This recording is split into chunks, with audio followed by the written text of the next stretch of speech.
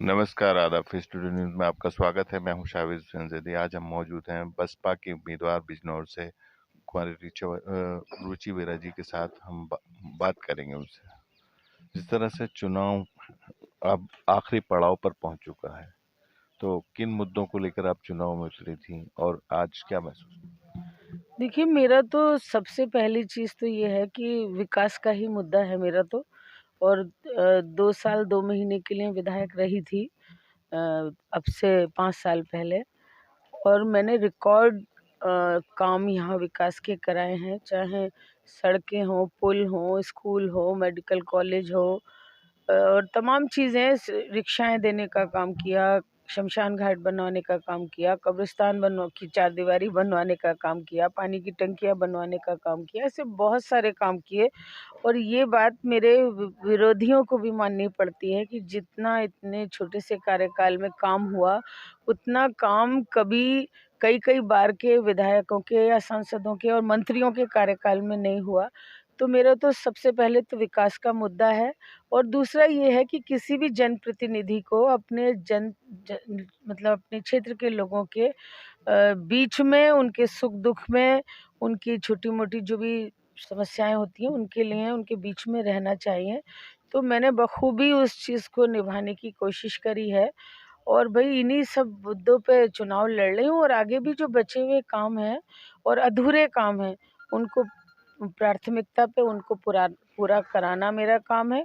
और बहुत सारा एक मतलब एक रोड मैप मैंने अपनी विधानसभा का बनाया हुआ है कि अगर मैं विधायक बनती हूँ, मेरी सरकार बनती है, तो उन कामों को मतलब पूरा करा जाएगा या उसको मतलब इम्प्लीमेंट करा जाएगा। तो यही मेरा तो मुद्दा है। और जो असलियत में तो राजनीति करने का उसे ही हक है, जो टाइम दे सकता है, जो लोगों के साथ खड़ा हो सकता है, जो मतलब एक हिंदुस्तान की जो एक मतलब गंगा जमनी तहज़ीब है, उसको कायम रख सकता है। तो भई देखो, हमारी तो फ़िरका परस्त ताकतों से झगड़ा है। और भई एक सेक्युलरिज़्म जो है, जो एक सांप्रदायिक सौहार्द है, मतलब जो सौहार्द का वातावरण है, वो कायम करना मेरा मकसद है। और मैं तो बहुत ईमानदारी से काम करती हूँ और ईमानदारी से अपने लोगों के साथ खड़ी होती हूँ। कोई मुझे ये नहीं बता सकता कि मेरे कार्यकाल में किसी तरह की उनके साथ नाइंसाफ़ी हुई हो, लूट हुई हो पैसे की। मेरे यहाँ तो मतलब गरीबों के साथ खड़े होने का काम किया मैंने।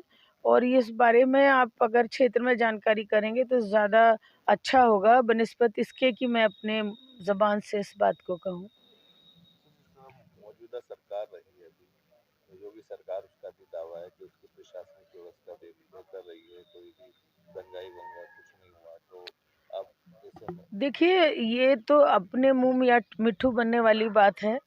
आप ये देख रहे होंगे कि भई मॉब लिंचिंग के केसेस देखे आपने, बलात्कार के केसेस देखे, दलितों का कितना उत्पीड़न हुआ, जो माइनॉरिटी के लोग हैं उनके साथ कितनी ज़ुल्म ज़्यादती हुई, सीएनआरसी में झूठे मुकदमे लगा के गंभीर धाराओं में लोगों को जेलों में ठूँस दिया।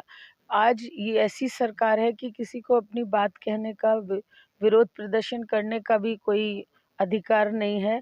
और लॉ एंड ऑर्डर तो आप देख रहे हैं, मतलब नेताओं की भी नहीं सुन रहे अधिकारी। आज पूरी तरीके से मतलब जो ब्यूरोक्रेसी है या जो पुलिस है वो हावी है।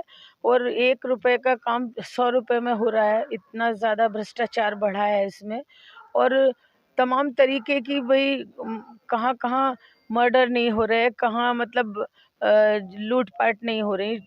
हर जगह मतलब पूरे अव्यवस्था और ऐसा वो फैला हुआ है कि ये तो ज़बरदस्ती की बात है कि जी हमारा लॉ एंड ऑर्डर अच्छा है। क्या मायावती जी से अच्छा है इनका लॉ एंड ऑर्डर?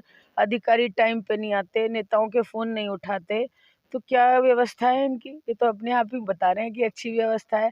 अब मैं कल शहर में देख रही थी कि जय श्री राम के पोस्ट वो लगे हैं, होर्डिंग्स लगे हैं। क्या ज़रूरत थी इस चीज़ की? हिंदुस्तान में लोग श्री राम को जानते नहीं हैं? क्या इसकी आवश्यकता थी? लेकिन क्या मैसेज देना चाहते हैं? आप सब सोच रहे हैं, समझ रहे हैं, पोलराइज़ करना चाहते हैं।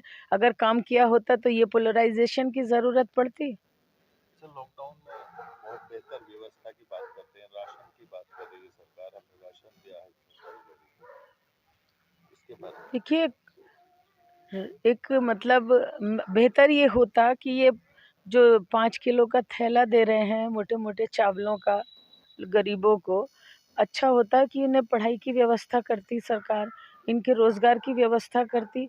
क्या हमारे बच्चों को सिर्फ़ मोटे चावल और नमक में ही और दाल में पेट भर जाएगा? क्या उन्हें कॉपी किताब नहीं चाहिए? क्या उनको अच्छे कपड़े नहीं चाहिए? क्या उन्हें मैगी चॉकलेट खाने को नहीं चाहिए? खाली ये मोटे-मोटे चावल खिला के हमें एक भिखारी की तरह रखना चाहते हैं।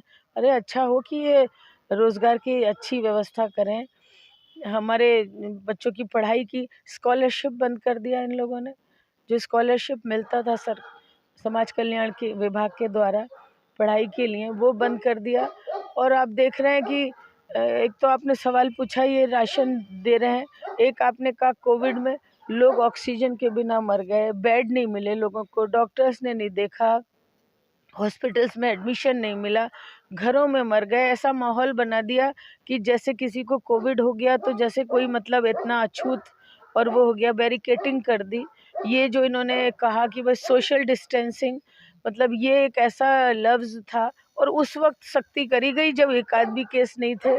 मैं अपने बिजनौर की बात करूं कि जब कोई केस नहीं थे तो इतनी सख्ती थी, और जब इतने केसेस थे तो साहब चुनाव हो रहा था। कितने जो जिनकी ड्यूटी लगी सरकारी विभाग के लोगों की, शिक्षक की और लोगों की, कितने हज़ारों लोग उसमें मरे, कौन ज़िम्मेदार है?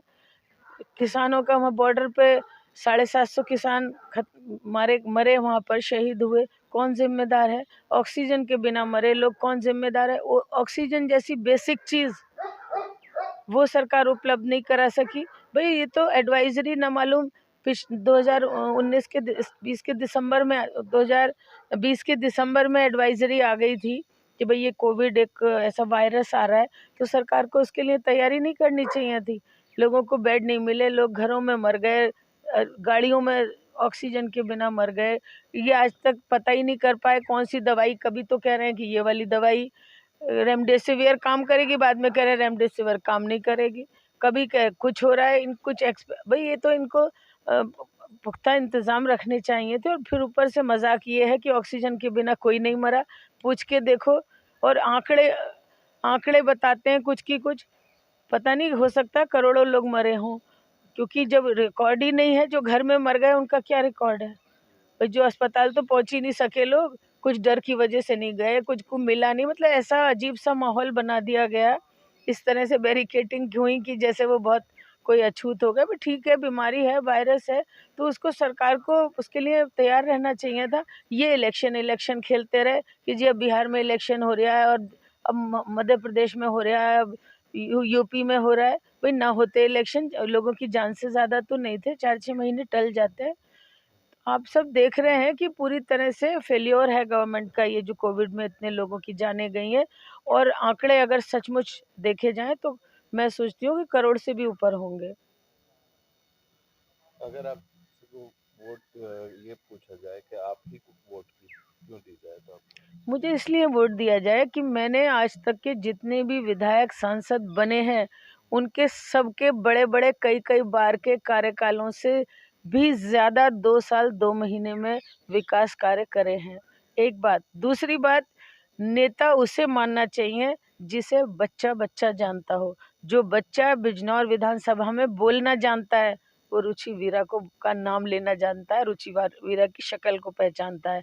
तो इसलिए मुझे वोट दें, क्योंकि मैंने ईमानदारी से लोगों के बीच में रहने का काम किया है, उनके सुख दुख में रहने का काम किया है, विकास का काम किया है, और जो गरीब, कमज़ोर, मज़लूम, पीड़ित लोग हैं उनके साथ खड़े होने का काम किया है। और इसलिए मैं सबसे ज़्यादा ये चाहती हूँ कि भाई लोग मुझे वोट देंगे। मेरे चाहत की बात छोड़िए, लोगों की चाहत है कि वो मुझे वोट देंगे। ठीक है, धन्यवाद। Thank you.